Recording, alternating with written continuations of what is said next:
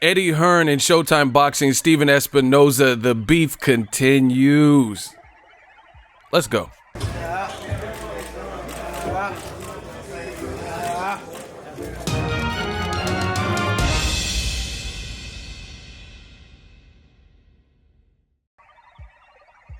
What up, Fight World? It's your boy Ego, and I'm back with some more boxing. Make sure you smash the like button. Also, subscribe to the channel for the latest and greatest in boxing if you want to become part of the gang. Notification gang, please hit the bell icon. Shout out to the super chats, the channel donations, the Venmo donations, and the Patreon family. We working out. We got to talk about it. Showtime Boxing's Stephen Espinoza. He is the exec there, making, a lot of calls and decisions. Him and Eddie Hearn going at it right now. I gotta just show y'all. We gotta just jump into it. Stephen, I don't know how it started, but I'm gonna try to catch up and get you guys caught up to speed. Stephen Espinoza says, he says no issue with AJ, just reminding you of your consistent attempts to misrepresent facts and your apparent inability or refusal to recognize contractual obligations. And then Eddie Hearn says, our contract was honored and then you ran out of money. However, when you tried to approach AJ's trainer on the sly about an extension, it was game over, baby. Connor was right. Wow, pathological. What a colossal waste of time this has become. Cheerio. So, basically, Eddie Hearn was working with Showtime Boxing to promote AJ, right, in the States. Then DAZN came around and he jumped ship. So he stayed with Sky Sports, stayed loyal to his UK broadcaster. And as far as distribution of Joshua's fights in America, he went with DAZN. And they tried to leave. He tried to, it looks like, cut out Showtime, who had been building to a Deontay Wilder and Anthony Joshua fight. But then a former ESPN employee, Skipper, went over and, him and his founders came up with this performance group to create DAZN streaming app. And Eddie Hearn seen the opportunity, seen the money they were offering, and then he went over there. So now it looks like this is what they're bickering. And Eddie Hearn's saying, hey, Joshua honored his contract and then you ran out of money. And then he said he's wasting time. So I guess this is what started it. They've been going back and forth. This thread is getting deep, y'all. So bear with me. Grab your popcorn. Mike Coppinger, Ring TV. He said, I asked Tyson Fury if he believes Top Rank deal will halt a rematch with Wilder. Quote, I'm not too sure. I'm not a political person. The promoters do what promoters do. There's not much I could do about it. Is there? I signed a contract now. Whatever fights they get, they get. So that doesn't sound promising for Wilder Fury 2. Then Stephen Espinoza of Showtime says contract was sent to Matchroom and they saw it. Contract said Sky got the UK rights. Eddie Hearn responded, stone cold lies. Stephen Espinoza replied, lies? You mean like when you told Klitschko and HBO that AJ didn't have a multi-fight agreement with Showtime Boxing? Even though there were still 3 fights left on the deal? Experiences like that, why we keep all the receipts. I'm sure this excerpt will look familiar to you. Then he posted this. Television distributors. Sky Sports will be the exclusive pay-per-view distributor in the UK so long as the revenue split and retail pricing proposed by Sky are acceptable to the Wilder side. Such acceptance will not be unreasonably withheld or delayed. So, Stephen Espinoza showing receipts. Eddie Hearn says, show the contract you sent. Stephen Espinoza, never said I sent it. Wilder sent it and confirmed, and you confirmed receipt. Quote, Hearn told ESPN that he indeed received the offer by email from Wilder's personal account. And then see, Stephen Espinoza doing the new media thing. He's showing the receipts and showing the paper trail. He said Wilder offers $50 million to Anthony Joshua for unification. It's an ESPN article, presumably written by Dan Raphael. It says Deontay Wilder has made a $50 million offer to get fellow undefeated heavyweight champion Anthony Joshua in the ring for unification. Eddie Hearn replied, crying emojis. So now you are saying the personal email from Wilder that was one paragraph offering $50 million was a contract? Ha ha ha ha. Contract was requested and never sent. Stephen Espinoza says 3 detailed pages, not 1 paragraph. Eddie Hearn: I repeat, despite requests, we never received a 1-page, 3-page, or 50-page contract. If I'm lying, then show the contract you sent. Again, never said I sent a contract, and I'm not going to expose private business arrangements in a Twitter discussion. Considering your attempt to deny AJ's 6-fight Showtime deal after just 3 fights, it's not surprising that you wouldn't remember this one either.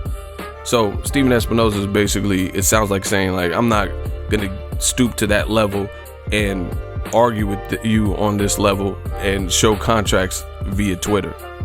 That's not what I'm about. Eddie Hearn says you aren't going to expose private business arrangements on Twitter, but you don't mind discussing AJ's previous confidential contract. You are a beauty. Anyway, I'm glad we cleared up that a contract was never sent. Stephen Espinoza didn't release anything that wasn't already public, other than your failed attempt to ignore the agreement you already entered into. You didn't answer the question. A 3-page contract was sent. You said it wasn't. So what do you call the 3-page document that you received? Ooh, he's trying to jam him up. Okay, he got him on the ropes. What does Eddie Hearn respond with? No, a 3-page contract was never sent. Read my tweets, not 1-page, 3-page, or 50-page. You lost AJ because you ran out of money. You know that. You also don't have one of the top 3 heavyweights under contract. I get you are under pressure, but don't tell porky pies. Have a nice day.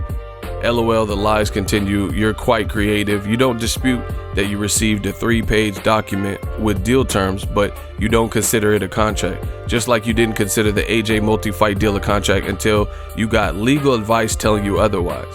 Oh, wow. So it sounds, according to the accusations, I don't know. I'm not, on the cutting room floor, but Showtime is alleging that Eddie Hearn was trying to backdoor them previously with HBO. And then they got I don't know the legal jargon, basically a cease and desist, like, hey, you can't do that. You're under contract for 3 more fights with AJ and Showtime. Eddie Hearn says, I guess you aren't going to show this contract, the one that doesn't exist. Reply, your AJ issue, he's gone, mate. As Elsa said, let it go. And then he put this gif. See, listen, that's the basic extent. I'm not here to take sides like that, but I do want to weigh in on my opinion. See, Eddie Hearn does all this banter and try to turn everything to a parody, because I tweeted him something and he didn't answer the question and he just said, oh, this and this, but he didn't even answer he didn't even address the issue. So I feel like Eddie Hearn is like petty Hearn. Like he does little petty things to think he's like little childish things, like he's winning the argument. Like Stephen Espinoza is making sound logical statements and sentences, and Eddie Hearn's putting emojis and ha ha ha ha ha. And see, I get it. That might resonate with the youth and the Twitter world and stuff like that, seeing crying emojis and stuff, because the fans don't know what the fuck is going on because they're not there. They're not there. They don't know what was said behind closed doors. So, based on, I'm just going to say it like this, based on Eddie Hearn's and the previous thing that we've heard, hey, we don't want to fight in America. Hey, we will fight. And I'm talking about Team Joshua as a whole. It makes it hard to believe that what they're saying is in fact 100% true, especially when Eddie Hearns is going the route of petty Hearns and just kind of laughing and joking and everything's a joke and emojis and ha ha ha, Conor McGregor was right. He's trying to win the argument. That's just to me, when people are arguing and somebody overtalks the other person. Someone's like, oh, so you didn't get a contract. Oh, you said it did. And then they try to play semantics and stuff like that. We know. You see it when I do the Boxingego live streams with the hot seat. People always, oh, you're ugly, just schoolyard. Why do you have glasses on? What does that got to do with anything? Let me know what you guys think. Break it down. Either way, AJ is gone. We'll see how the DAZN fight does with Gerald Miller. But it sounds like, from what Stephen Espinoza is saying and what we know of Eddie Hearns, that we know. I don't know all the details here, but what we know, Eddie Hearn seems to be doing sneaky stuff. Like, you know, him and Team AJ, they haven't been consistent. They said they didn't get an email, then they get it, and the 50 mil, and they're saying the 50 mil wasn't real. And then there's other interviews where he suggested and alluded that the 50 mil was weird. It's just like a forked tongue type of behavior, you know? And my personal opinion, I don't know if this is really wise, seeing that DAZN is a new company. You're a representation of DAZN, you know?